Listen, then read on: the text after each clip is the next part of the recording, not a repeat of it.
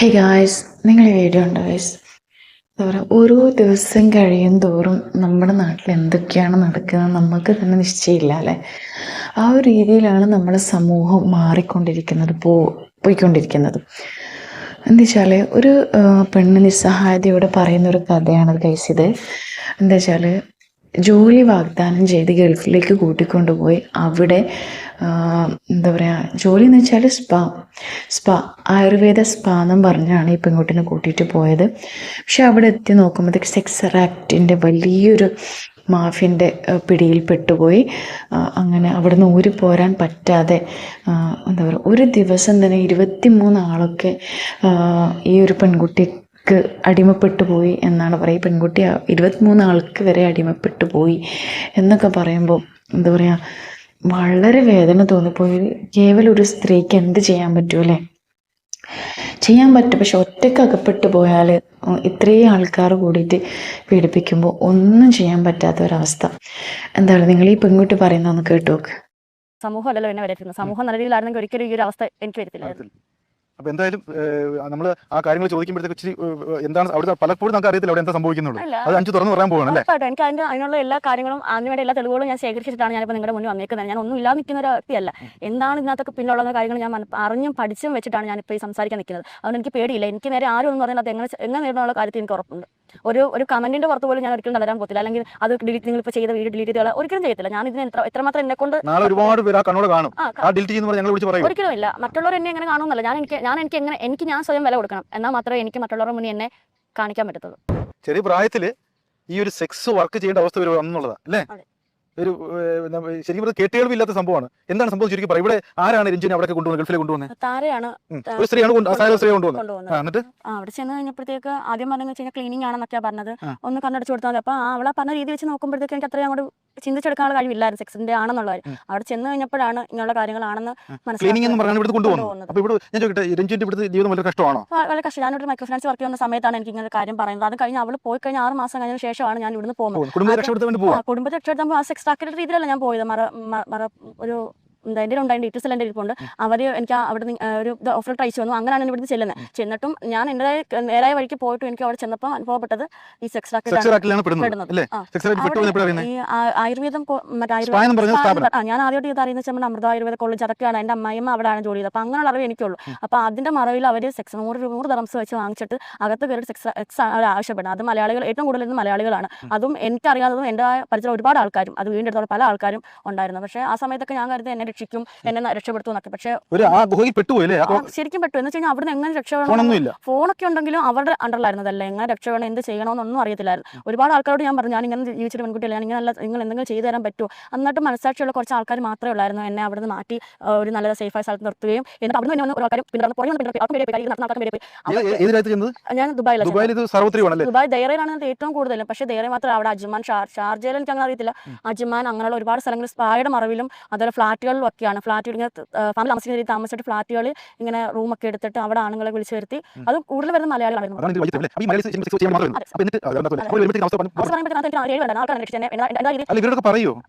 അവരോട് പറയും.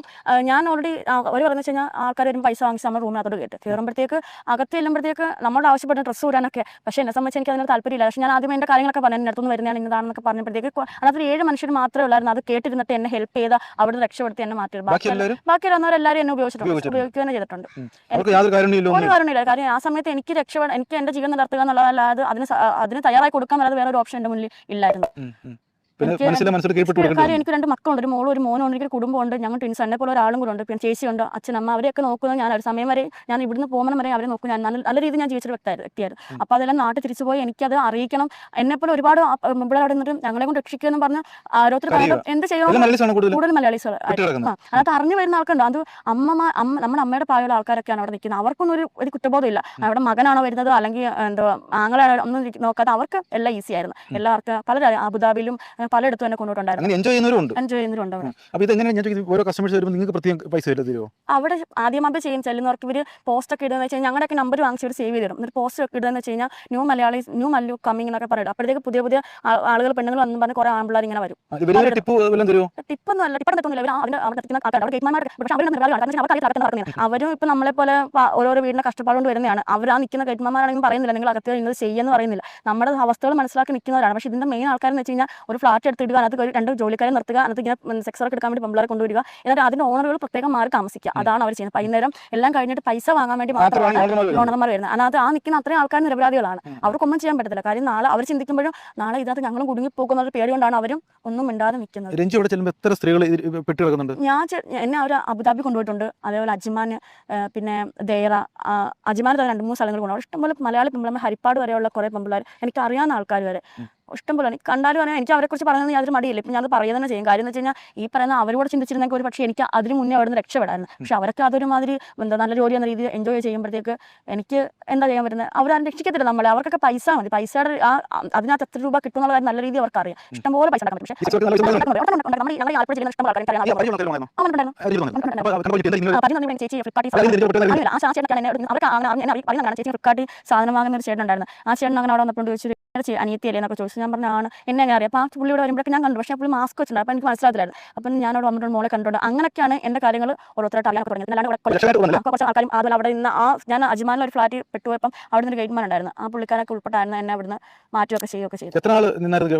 അവിടെ ഞാൻ വർക്കൗട്ട് ബന്ധപ്പെട്ട് അവിടെ ഒരു 3-4 മാസത്തോളം എനിക്ക് വിൽക്കേണ്ടി വന്നിട്ടുള്ളൂ. പക്ഷേ അത് കഴിഞ്ഞ ശേഷം ഞാൻ അവിടെ സേഫ് ആയിരുന്നു, കുഴപ്പമില്ല. പക്ഷേ അത് കഴിഞ്ഞിട്ടും എന്നെ മനഃപൂർവ്വം അറിഞ്ഞ് വീണ്ടും അതിലോട്ട് നല്ല ജോലി എന്ന് പറഞ്ഞ് ഇവിടുന്ന് ഒമാനിലോട്ട് വിളിച്ചിട്ട് അത് എന്താ നമ്മുടെ ഈ ഹോസ്റ്റലിൽ വാർഡൻ്റെ വേക്കൻസി എന്ന് പറഞ്ഞ് വിളിച്ച് ചേർത്തിട്ട് അവിടെ ചെന്നപ്പോഴും അതല്ല. അവിടെ ഒമാനിലും ഈ പറയുന്ന ഓരോരോ രാജ്യങ്ങളിലും ഉണ്ട്. ഒമാൻ, ദുബായ്, അങ്ങനെയുള്ള പല പല കൺട്രികളിലും ഇങ്ങനെ നടത്തുന്നുണ്ട്. മനസ്സിന് ഇഷ്ടപ്പെടാത്ത ജോലിയാണല്ലോ ചെയ്യുന്നത്. നിർബന്ധിക്കും. കാര്യം എന്ന് വെച്ച് കഴിഞ്ഞാൽ നമുക്ക് അവർ പറയുന്നത് വെച്ച് കഴിഞ്ഞാൽ ഇപ്പം നമ്മുടെ കയ്യിൽ നിന്ന് പൈസ വാങ്ങിച്ചിട്ടൊന്നും അല്ലല്ലോ ഇവരാരും നമ്മളെ കൊണ്ടുപോകുന്നത്. നമ്മുടെ പാസ്പോർട്ട് എല്ലാം വാങ്ങിച്ചിട്ട് ഇവർ നമ്മളെ നിന്ന് അവിടെ കൊണ്ടുപോയിട്ട് അവർ പറയുന്നത് നിങ്ങളുടെ വിസിറ്റിൻ്റെയും ടിക്കറ്റിൻ്റെ പൈസ നിങ്ങൾ തരണം, ജോലി തരണം, അല്ലെങ്കിൽ ഇങ്ങോട്ട് പോകാൻ പറ്റത്തില്ല, പോലീസ് അങ്ങനെ ചെയ്യും, ദുബായ് പോലീസ് അങ്ങനെയാണ് ഇങ്ങനെയാണ് പേടിപ്പിച്ച് നിർത്തിക്കും. അപ്പം നമ്മൾക്ക് ഈ ദുബായ് പോലീസിനെ കുറിച്ച് അറിവെന്നൊക്കെ വെച്ചാൽ നമ്മളിങ്ങനെ ഫോൺ, ഇൻസ്റ്റാഗ്രാമിലൊക്കെ ഓരോ വാർത്തകൾ കണ്ട് അപ്പോൾ ആ ഒരു ബഹുമാനം കൊണ്ട് നമ്മളിലേക്ക് അവരൊക്കെ അങ്ങനെ ആയിരിക്കും എന്ന് കരുതിയിട്ടാണ്. പക്ഷേ അതെനിക്ക് മനസ്സിലായെന്ന് വെച്ചാൽ എൻ്റെ വിസിറ്റ് തീർന്നിട്ട് ഞാൻ 2 കൽപ്പിച്ചിട്ട് ഞാൻ അലൈൻ പോലീസ് സ്റ്റേഷൻ ചെന്ന് കംപ്ലയിൻറ്റ് കൊടുത്തു. എൻ്റെ വിസിറ്റ് തീർന്നു. അങ്ങനെ അവിടെ എന്നെ ഒരു 10 ദിവസം പോലും തികച്ചെടുത്തില്ല. അവരെനിക്ക് വേണ്ട കാര്യങ്ങളൊക്കെ ചെയ്ത് ഒരിക്കുകയാണെന്നുണ്ടെങ്കിൽ 1900 ദിർഹംസ് അടിച്ച് എൻ്റെ പിസയുടെ വിസിറ്റിൻ്റെ ഇതെല്ലാം മാറ്റിയിട്ട് എന്നെ അവിടെ നിന്ന് നിസ്സാരം പോലും ഇറക്കി വിട്ടപ്പോൾ എനിക്ക് മനസ്സിലായി ഇവിടുത്തെ പോലീസുകാരൊന്നും യാതൊരു ക്രൂരന്മാരല്ല. അവരെല്ലാം ന്യായത്തിന് പുറത്ത് നിൽക്കുന്നത്, അവരെയും പറഞ്ഞു പറ്റിച്ച് നിൽക്കുന്ന ആൾക്കാരാണ്. ഏറ്റവും കൂടുതൽ മലയാളികളാണ് ഈ മാതിരിയുള്ള അഹങ്കാരങ്ങൾ കാണിക്കുന്നത്. ആദ്യമൊക്കെ ഇവർ വന്നപ്പോൾ ഞാൻ വിചാരിച്ചു എല്ലാ കുറേ സമയം എടുക്കാം, ഞാൻ എന്തായാലും ഒരു പെണ്ണ് പെട്ട് കിടക്കുമ്പോഴത്തേക്ക് ഇത്രയും സമയം എന്തായാലും വേണ്ടി വരത്തില്ല, അതും മാസങ്ങളോളം വേണ്ടി വരത്തില്ല. അപ്പോൾ അതൊക്കെ ഇവരെല്ലാം അറിഞ്ഞുള്ള പരിപാടിയാണെന്നുള്ള കാര്യം എനിക്ക് അപ്പോഴാണ് മനസ്സിലായത്. ഞാൻ ഇവരൊക്കെ വിശ്വസിച്ച് പോയി. നമ്മൾ തൊട്ടടുത്തുള്ള ആൾക്കാരല്ലേ, ആ ഒരു മൈൻഡിലാണ് നമ്മൾ അവരെ ഇന്നലെ നാളെങ്കിലും ഒന്നര രക്ഷപ്പെടുത്തുന്ന ഒരു ഇത് ഇരുന്നത്.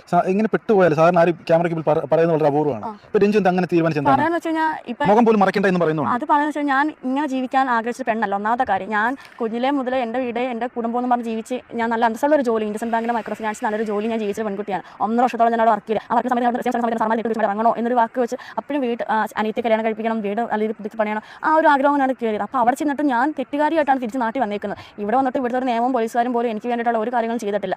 അവർക്കൊരു വാർത്ത കിട്ടി, ആ സമയത്ത് അവർക്ക് കൊണ്ടുവരാൻ വേണ്ടി പക്ഷേ എനിക്ക് അതിൻ്റെ മോണ്ട് എനിക്ക് ആ നാളെ അവിടെ ഭാവി ബാധിക്കുന്നതാണ്. അപ്പോൾ ഞാൻ മറിഞ്ഞിരുന്നിട്ട് ഞാൻ ചെയ്ത അല്ലെങ്കിൽ ഞാൻ എൻ്റെ ഭാഗത്ത് തെറ്റുണ്ട്, അത് അന്വേഷിക്കണമായിരുന്നു. ആ പോകണം നാട്ടിൽ മനസ്സിലാക്കി അത് വായിക്കാൻ മാത്രം എന്നെ ഒരുപാട് ഈ സമയത്ത് പറ്റും. അതൊന്നും അറിയാതെ ഇപ്പോഴും കുടുംബത്തിന് വേണ്ടി കഷ്ടപ്പെടുന്നത് അച്ഛനമ്മമാരുടെ തെറ്റുള്ള മക്കളെ പോകുന്ന കാര്യം അന്വേഷിക്കുന്നില്ല. അത് മാത്രമല്ല അവിടെ വരുന്ന ഓരോ ആമ്പിള്ളേരും പെൺപിള്ളേർ കൊടുക്കാൻ വേണ്ടി വരുന്നില്ല, അവർക്കും കുടുംബമുള്ളതല്ലേ, അങ്ങനെയെങ്കിലും രക്ഷപ്പെട്ട് പോട്ടെന്ന് പറഞ്ഞായിരിക്കും അവർ 100-200 കൊടുത്ത് അവിടെ വരുന്നത്. അതിനകത്ത് എല്ലാവരും ഒരാൾ പെണ്ണ് സ്നേഹത്ത് കൊടുക്കുന്നില്ല. അതെനിക്ക് അവിടെ വന്നുള്ള അനുഭവം മാത്രമാണ്. അപ്പോൾ അവർക്കൂടെ അതും ലാസ്റ്റ് എടുത്ത് ആണുങ്ങളുടെ മണ്ടയ്ക്കാണ് വരുന്നത്. ആണുങ്ങൾ കാരണമാണ്, എല്ലാവരും മൊത്തം സ്ത്രീ സമൂഹത്തെ മാത്രമേ പൊക്കി അറിയത്തുള്ളൂ. പക്ഷേ എന്നെ സംബന്ധിച്ച് ഞാൻ പറയുന്നത് വെച്ചാൽ ആമ്പിള്ളേർ കാരണമാണ് എല്ലാ പെണ്ണും രക്ഷപ്പെട്ട് പോകുന്നത്.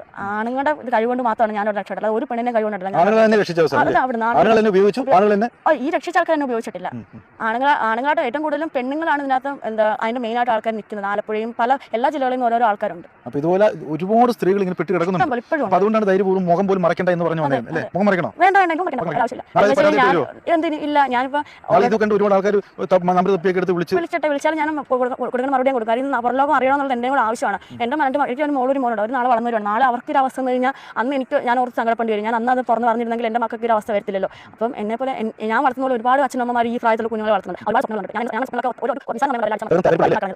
ഞാൻ പക്ഷേ ഇപ്പം കുറച്ച് നാളുകൊണ്ട്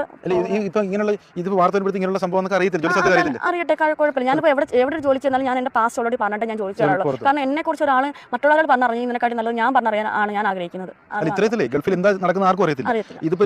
അറിയാത്തതല്ല, അല്ല അറിഞ്ഞിട്ട് ആരും അറിയാത്ത നടക്കുന്നതാണ്. ഇങ്ങനെ ധൈര്യപൂർവ്വം വന്നേക്കുന്ന ഇയാൾ മാത്രമേ ഉള്ളൂ. അപ്പൊ അത് പലരും മൂടി വെക്കും, പക്ഷേ ധൈര്യപൂർവ്വം പറയുന്നു അല്ലേ? അത് നാളെ സമയത്ത് തെറ്റാൻ തോന്നിയാലോ? ഒരിക്കലും തോന്നത്തില്ല. കാരണം ഞാൻ അറിഞ്ഞു പോയി ചെയ്ത തെറ്റല്ല. ഇതൊക്കെ തെറ്റാണ്. കാരണം എന്ന് വെച്ച് കഴിഞ്ഞാൽ ഒരു പെണ്ണ് ഒരാളുടെ ഒരിക്കലും മറ്റുള്ള കാഴ്ചക്കാരെ വരും. എന്നെ സംബന്ധിച്ച് ഒട്ടും പറ്റാം.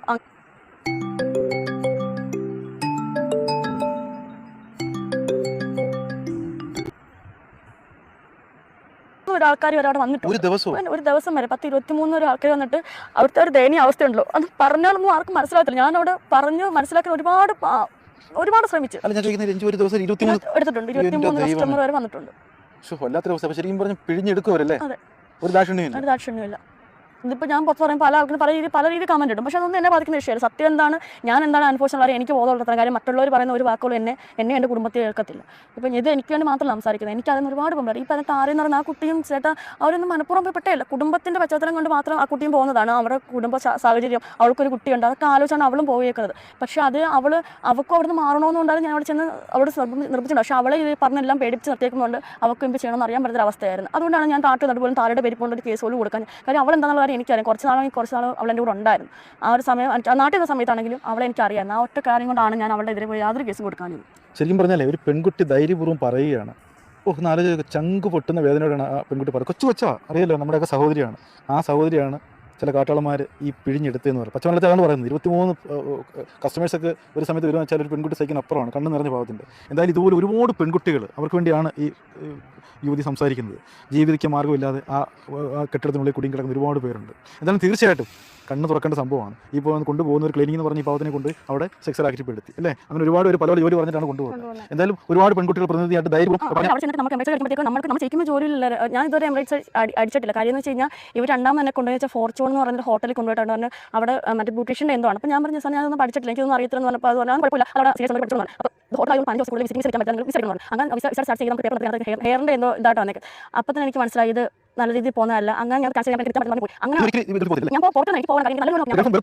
ഒരിക്കലും ഞാൻ പറ്റില്ല. അവിടുത്തെ പോലീസുകാർ, അവിടുത്തെ ആ നിയമം, എനിക്ക് മലയാളികളെയാണ് അവിടുത്തെ പേടി. എനിക്ക് അവിടെ പോലീസുകാർ അവർ കാണിച്ച മലയാളിയാണ് ഞാൻ എൻ്റെ ജീവനം വീണ്ടും പോകുന്ന ഒരിക്കലും ഇല്ല, ഒരിക്കലും പെടത്തില്ല. കാര്യം ഒരു അനുഭവം ഒരാൾക്ക് വരുമ്പോഴത്തേക്ക് പിന്നീട് ആ ഒരു അനുഭവത്തോട് വീണ്ടും പോയി പെടാനല്ല നോക്കുന്നത്. അതിൽ നിന്ന് എങ്ങനെ നമ്മൾ കരകയറാൻ പറ്റുമെന്നാണ് നോക്കത്തുള്ളൂ. ഒരിക്കലും ഞാൻ അങ്ങനെ ഒന്നാലോചിച്ച് കഴിഞ്ഞാൽ എൻ്റെ ജീവിതം വെച്ച് നോക്കുകയാണെന്നുണ്ടെങ്കിൽ ഒരിക്കലും ഞാൻ അങ്ങനെ പോയി പെടേണ്ട ഒരു പെണ്ണല്ലായിരുന്നു. പക്ഷേ ആ ജീവിത സാഹചര്യത്തിൽ എനിക്ക് എന്നെ ഒന്ന് താങ്ങാൻ നിർത്താൻ അല്ലെങ്കിൽ ആ സമയത്ത് സപ്പോർട്ട് ചെയ്യാൻ വേണ്ടി ആരും ഇല്ലാതായിപ്പോയി. ആ ഒരു സപ്പോർട്ട് ചെയ്യാൻ വേണ്ടി ആ സമയത്ത് ആയതുകൊണ്ടാണ് അവിടെ വെച്ച് ഈ പ്രശ്നങ്ങൾക്കെല്ലാം പരിഹാരം ഉണ്ടാക്കിയത്.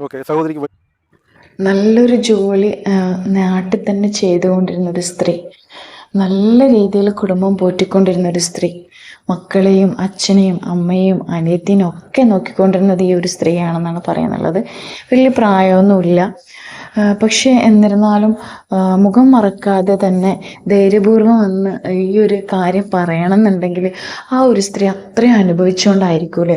കാരണം ഇനിയിപ്പം ആ കുട്ടി ആ ഒരു പെണ്ണിനെ തോന്നിയിട്ടുണ്ടാവും, കാരണം ഞാനിനി മുഖം മറച്ചിട്ട് കാര്യമില്ല, കാരണം നാട്ടിലെ ആൾക്കാരും പല സ്ഥലങ്ങളിലെ ആൾക്കാരും അവളടുത്ത് പോയി എന്നൊക്കെയാണ് പറയുന്നുള്ളത്.